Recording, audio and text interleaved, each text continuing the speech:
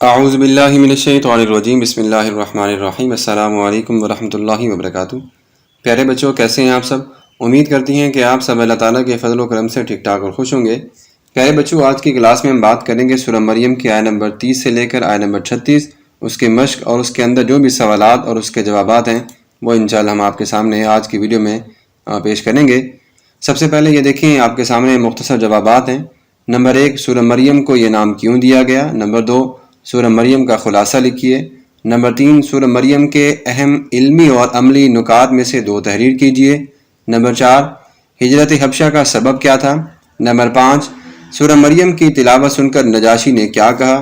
اور اس کے ساتھ ساتھ پھر مندرجہ ذیل میں سے کوئی سے 5 قرآنی الفاظ کے معنی لکھیں، جیسے ما دمت مبارکن یمترون فیکون الزکاۃ شقی ان یتخذ۔ تو پیارے بچوں، یہ سوالات جو آپ کے سامنے ہیں، ان کے جوابات ہم نے یہاں پہ خود سے MS ورڈز پہ لکھے ہیں، تو امید کرتے ہیں کہ آپ کو ان کی سمجھ آ گئی۔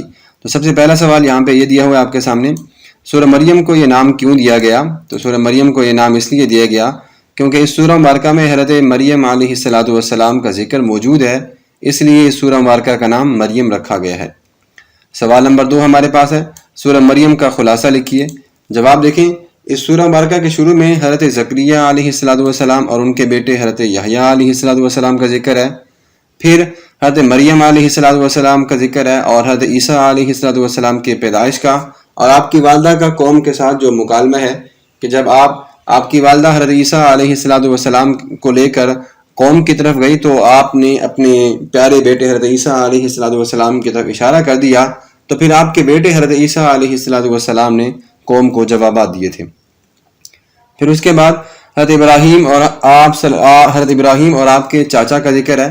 قرآن میں کہتے ہیں وَإِذْ قَالَ إِبْرَاهِيمُ لِأَبِيهِ آزَرَ أَتَتَّخِذُ أَصْنَامًا آلِهَةً کہ حضرت ابراہیم علیہ السلام اپنے چاچا آزر کو کہہ رہے تھے کہ آپ بت کیوں بناتے ہیں جو کہ کسی کام کے نہیں ہیں۔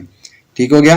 آخر میں مختلف انبیاء کرام علیہ السلام کا ذکر ہے، جیسے حضرت ادریس، حضرت موسیٰ، حضرت اسماعیل، حضرت یعقوب، اور قیامت کا بھی ذکر ہے کہ انسان کے مرنے کے بعد کیا ہوگا۔ ٹھیک ہو گیا۔ سوال نمبر 3 دیکھتے ہیں ہم۔ سوال نمبر 3 میں ہمارے پاس ہے سورہ مریم کے علمی اور عملی نکات تحریر کیجیے۔ تو اس کا جواب یہ ہے کہ سورہ مریم کا مطالعہ کرنے سے جو علمی اور عملی نکات معلوم ہوتے ہیں ان میں سے کچھ یہ ہیں۔ نمبر 1، اللہ تبارک و تعالیٰ کی رحمت اور قدرت سے کبھی مایوس نہیں ہونا چاہیے، ہر حال میں اس سے دعا مانگتے رہیں۔ نمبر 2، تمام انبیاء کرام علیہ السلام نے اپنی قوموں کو ایک اللہ کی عبادت کرنے کی دعوت دی۔ نمبر 3، ہمیں اپنی تمام حاجات کے لیے صرف اللہ تبارک و تعالیٰ سے دعا کرنی چاہیے۔ نمبر 4، کسی نبی کی معجزانہ پیدائش انہیں اللہ یا اللہ کا بیٹا نہیں بناتی، بلکہ یہ ان کی عظمت کو بیان کرتی ہے۔ سوال نمبر 4 ہمارے پاس ہے کہ ہجرت حبشہ کا سبب کیا بنا تھا؟ تو ہجرت حبشہ کا سبب بنا تھا، آپ کو تو بتا دیتے ہیں، کفار مکہ کے بڑھتے ہوئے مظالم اور مسلمانوں پر بلا جواز کی سختیاں تھیں۔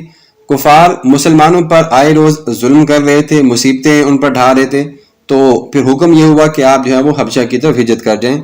اسی طرح ایک یہ بھی سبب بنا تھا کہ کفار مکہ نے دیکھا کہ جو بھی بندہ مسلمان ہوتا وہ ان کے اوپر ظلم کرنے کی ہر ممکن وہ کوشش کرتا رہتا تھا۔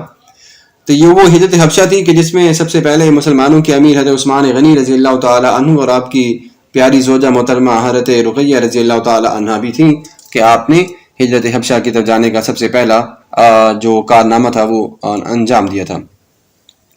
اگلا سوال ہمارے پاس، سورہ مریم کی تلاوت سن کر نجاشی نے کیا جواب دیا؟ نجاشی نے کہا تھا کہ یہ کلام اور انجیل ایک ہی چراغ کی روشنی ہیں۔ نجاشی نے یہ سن کر مسلمانوں کو واپس کرنے سے انکار کر دیا تھا جو کفار مکہ کے لوگ مسلمانوں کو لینے کے لیے آئے تھے۔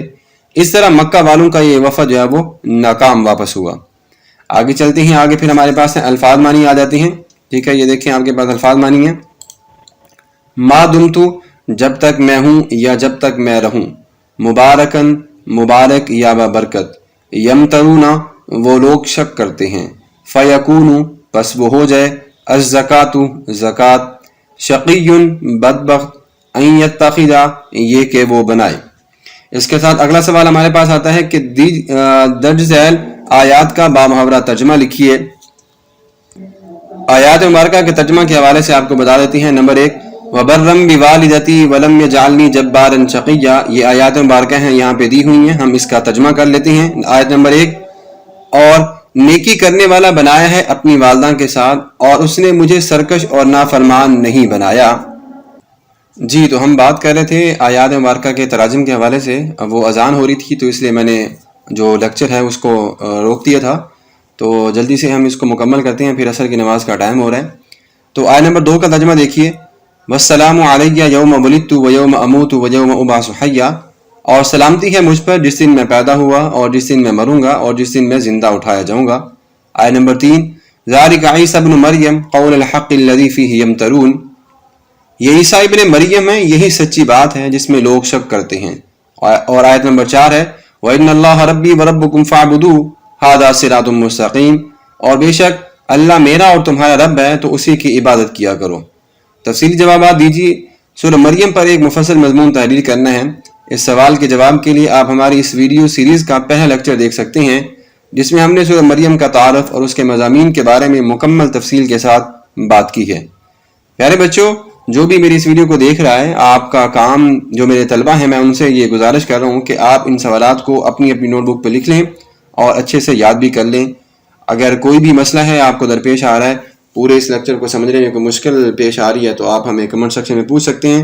باقی یہ سوالات جو میں نے آپ کو بتا دیے ہیں، یہ خاص طور پہ یہ شارٹ کوسچن اور یہ آیات مبارکہ کا ترجمہ، یہ جتنے بھی ہیں یہ لازمی آپ نے اپنی نوٹ بک پہ لکھنے ہیں۔